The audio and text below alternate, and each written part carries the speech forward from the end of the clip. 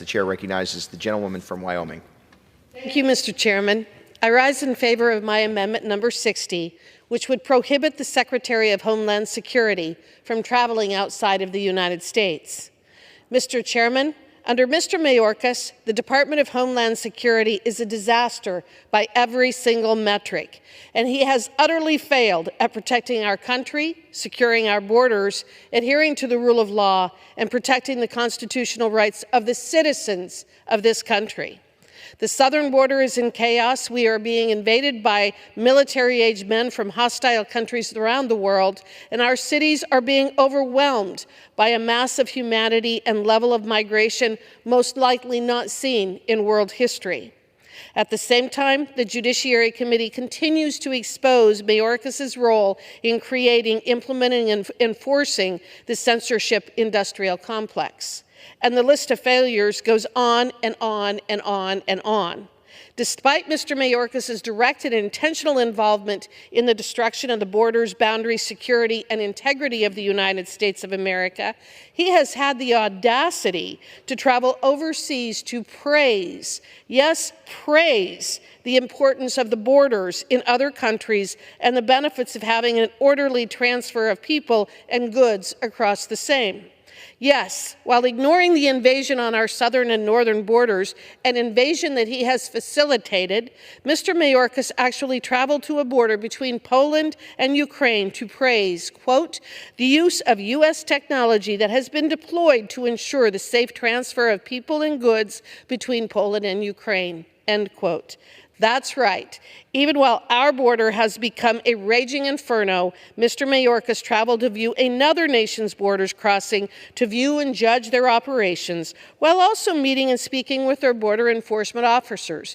If only he had the same such care for what is happening right here in the United States of America. I urge my colleagues to vote in favor of amendment number 60, and with that, I reserve the balance of my time. The gentlewoman reserves. For what purpose does the gentleman seek recognition? Mr. Chair, I claim time in opposition. The gentleman is recognized for 5 minutes. I rise in opposition to this amendment in all respect, but I would remind folks that we can't play defense on the 1-yard line called the U.S. border. We got to make sure that we move the perimeter. The Secretary has to look at threats inside and outside of the United States. If I can ask you to look at 2015, what happened in 2015? The numbers went down under President Obama. Why? Because we were able to go visit, talk to other countries so they can stop the migrants before they came to the U.S. Numbers went down. 2019, under President Trump, same thing happened.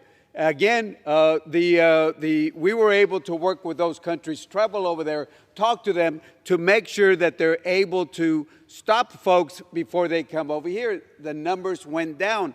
And again, we need to do the same thing because, again, it's not only the Secretary, but if you have a shutdown, and again, I remind members, 10 o'clock at night, we should have been doing this debate back on June 22nd, a day after the appropriations of Homeland passed. But here we are addressing something where we know there's no Senate waiting for this bill.